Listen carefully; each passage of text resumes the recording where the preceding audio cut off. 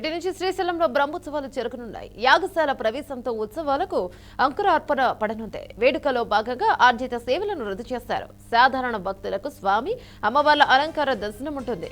ఇప్పటికే భక్తులకు ఎలాంటి ఇబ్బందులు కలగకుండా అధికారులు అన్ని ఏర్పాట్లను చేశారు. ఈ నెల 23న సీఎం చంద్రబాబు స్వామి వారికి పట్టు వస్త్రాలు సమర్పించనున్నట్లు ఆలయ అధికారులు వెల్లడించారు.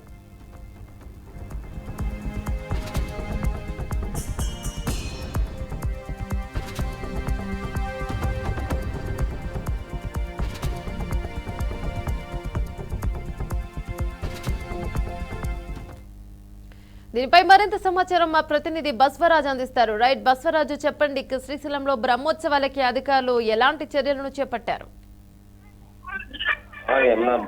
ఏదైతే శ్రీశైల క్షేత్రంలో శివరాత్రి బ్రహ్మోత్సవాలు ఈ రోజు నుంచి ప్రారంభమవుతున్నాయి.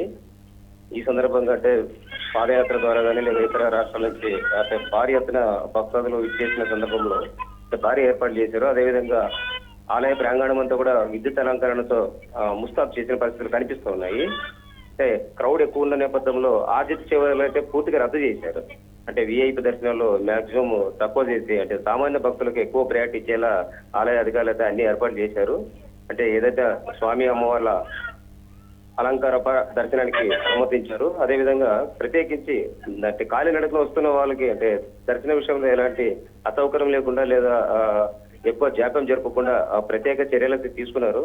అదేవిధంగా అంటే స్నానం కావచ్చు లేదా వచ్చిన వాళ్ళకి ప్రత్యేక వసతులు కావచ్చు ఎలాంటి ఇబ్బంది లేకుండా పెద్ద ఎత్తున ఏర్పాటు చేసి పర్యవేక్షిస్తున్న పరిస్థితులు కనిపిస్తూ ఉన్నాయి.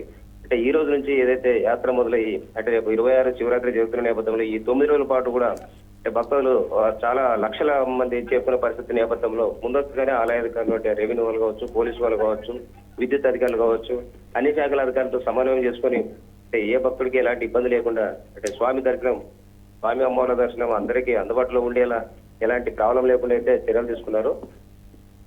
మరి ఆలయ అధికారులు ప్రత్యేక అలంకరణతో అంటే ఈవినింగ్ కూడా స్వామి అమ్మవార్లకు ఊరేగింపు చేసి భక్తులకు దర్శన భాగ్యం కల్పించారు.